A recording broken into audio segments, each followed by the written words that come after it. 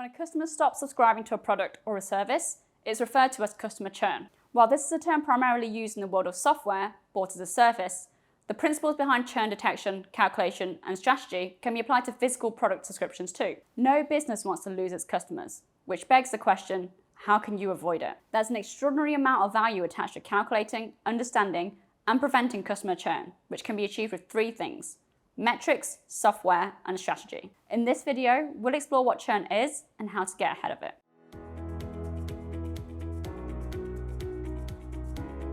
When we talk about customer churn, we're referring to the loss of customers or subscribers.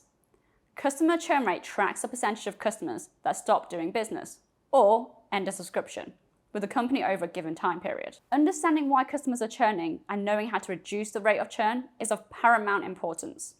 Not least because acquiring new customers can cost up to 5 times more than retaining your existing ones. But this should be the concern of the entire organization, not just the customer success team. Understanding what your customers are and aren't engaging with and the reasons for leaving is a company-wide issue.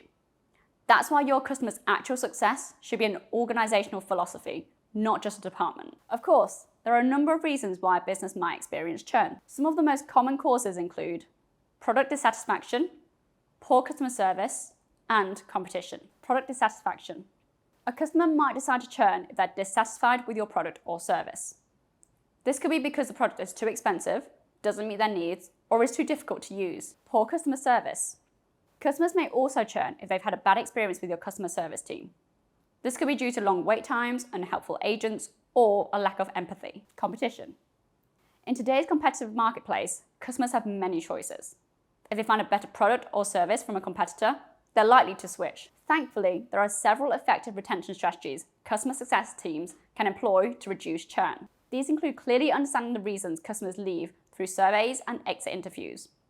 With this knowledge, pain points can be addressed and changes made to improve the customer experience. What's more, customer analytics can help predict customers likely to churn so you can conduct proactive outreach. Customer success teams can check in, provide training and support, and ensure customers receive full value from product or services.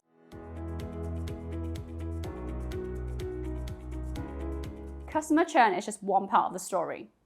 We also need to think about the revenue impact of customer churn. This is known as revenue churn rate. A good way to think about this is that it's the point where the customer's cancelled subscription has a negative revenue impact on an organization's bottom line. Once somebody signs up for your product, they initiate the first of a series of recurring payments. You can track that revenue and factor it into your monthly recurring revenue. You can expect that revenue to continue on a monthly or annual basis, depending on the subscription plan. When you track MRR, you're constantly factoring in this revenue stream. For example, if one customer is paying $50 per month, that's a recurring revenue of $50 you can expect to receive regularly.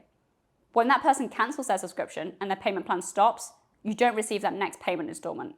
And at that point, your recurring revenue goes down. However, the trick is figuring out how to preempt customer churn and implement this in your customer success strategy. This is where a dedicated, experienced customer success team enters the picture. Through a blend of strategy, feedback, data, and software, you can look to fine-tune your product, service, and overall brand, shaping the future experience of your customers and prospects. Most importantly, you want to lower your churn rate before it gets uncontrollable.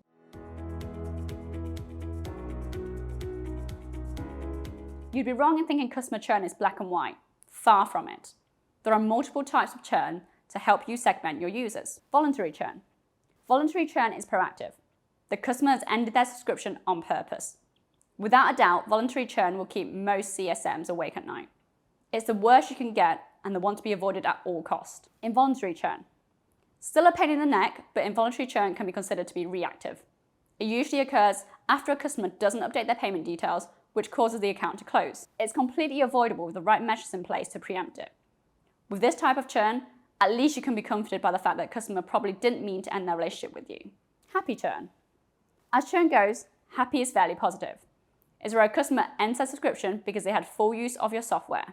For example, they've ended a project and don't need it anymore. While you say farewell to this customer, they leave you on an upbeat note, with the possibility of returning another time. Fake churn.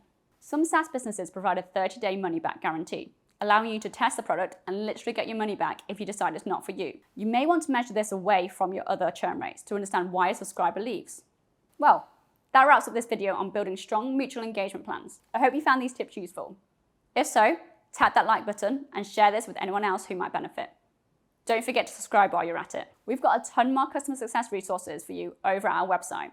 Articles, podcasts, ebooks, reports, templates, you name it. Dive in and expand your customer success knowledge. Thanks for watching and see you next time.